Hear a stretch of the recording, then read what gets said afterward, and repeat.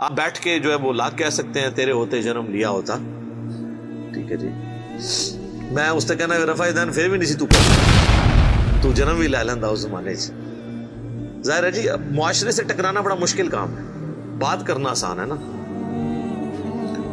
تو اس پہ ایک میرا کلپ بھی ہے تیرے ہوتے جنم لیا ہوتا, جس میں میں نے وہ صحیح مسلم کی حدیث بیان کی تھی. آپ صحیح مسلم میں جا کے نا غزوہ خندق والا چیپٹر کھول لیں تو آپ کو یہ حدیث مل جائے گی. حذیفہ ابن یمان رازدار رسول جو حضور علیہ السلام کے قریبی ساتھیوں میں سے بھی تھے, ان کے سامنے چند تابعین نے کہا کہ حضرت کتنے آپ خوش نصیب ہیں, حضور کا آپ نے دور پایا ہے. کاش ہم بھی اس زمانے میں ہوتے تو جس طرح آپ نے حضور کے ساتھ جنگیں کی, آپ کے ساتھ مل کے آپ نے دین کا کام کیا, ہم بھی کرتے. تو حضرت حذیفہ نے کہا اتنا آسان کام نہیں ہے, اس طرح کے دعوے نہ کرو, آج یہ بات کرنا آسان ہے نا. تو نبی صلی اللہ علیہ وآلہ وسلم کے مبارک زمانے میں انہوں نے کہا میں تمہیں ایک واقعہ صرف سناتا ہوں کہ غزوہ خندق کے موقع پہ سخت سردیوں کی رات تھی. تو حضور علیہ السلام نے ندا دی اصحاب میں کہ کون ہے جو جا کے کافروں کی جاسوسی کرے ایک سخت رات کے اندر اور جنت میں اللہ کے نبی کا پڑوس حاصل کر لے.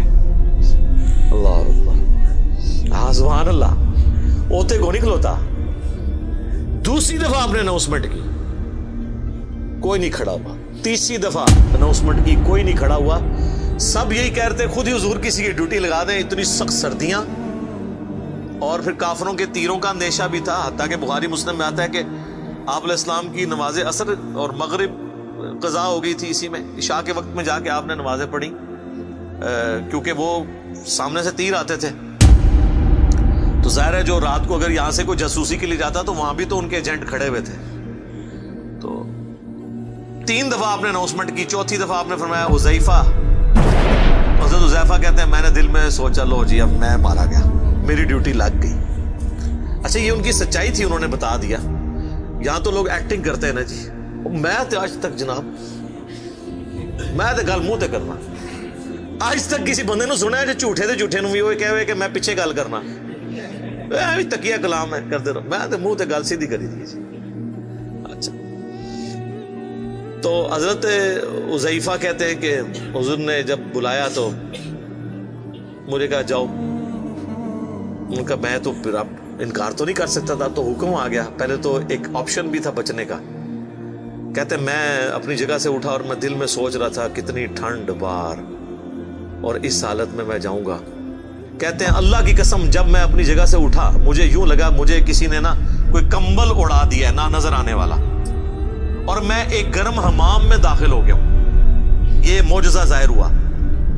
اور کہتے ہیں میں سخت سردیوں کی رات میں اسی طریقے سے باہر چلا گیا, جا کے میں نے جاسوسی کی. اور کہتے ہیں کہ ایک لمحہ آیا کہ ابو سفیان میرے ایک تیر کے نشانے پہ تھا, تو میں نے کوشش کی کہ میں اس کو ادھر ہی مار دوں, لیکن مجھے حضور کی بات یاد آئی. آپ نے بھیجتے وقت کہا تھا کہ دیکھنا کسی پہ تیر نہیں چلانا, کوئی نواں ماز نہ کھول کے آ جائے, ایک کام نہ کری. تو کہتے ہیں پھر میں رک گیا, ابھی حضور نے منع کیا. ظاہر ہے پھر رات کو جنگ چھڑ جاتی, پھر ایک نیا. ظاہر ہے یہ دیکھیں ڈسپلن تو نہیں لوز کرنا نا, جو لیڈر ہے اس کے اس مشورے کو لے کے چلنا ہوتا ہے جس طرح وہ کہتا ہے. کہتے ہیں میں خیر واپس آیا. کہتے ہیں جیسے میں حضور کی مجلس میں داخل ہوا تو یہ تھرو آؤٹ ایک نہ نظر آنے والا ایک گرمائش والا کمبل جو نظر نہیں آ رہا تھا, جس سے مجھے ٹھنڈ نہیں لگ رہی تھی. جیسے میں اپنا وہ کام پورا کر کے حضور کو آ کے پوری مخبری کی کہ یہ اس وقت وہ تیر کمان رات کو بیٹھ کے تیز کر رہے ہیں, اتنے لوگ ہیں, اتنے یہ ہیں. آگے حضور صلی اللہ علیہ وسلم کو خبر دی, تو جیسے ہی میں فارغ ہوا تو مجھے پھر ٹھنڈ لگنا شروع ہو گئی. تو حضور علیہ السلام نے اپنی مبارک چادر مجھے اڑا دی. تو یہ وہ پوری حدیث ہے تیرے ہوتے جنم لیا ہوتا. تو یہ کہنا آسان ہے میرے بھائی, بڑا مشکل ہے. یہ غزوہ احد میں بھی یہ وہی لوگ تھے جنہوں نے حضور کے ہوتے ہوئے جنم لیا تھا, لیکن دیکھ لیں 700 میں سے صرف 80 بندے حضور کے ساتھ رہ گئے تھے. اور جب بھگدڑ مچی اس وقت تو 80 بھی نہیں تھے, 12 تھے.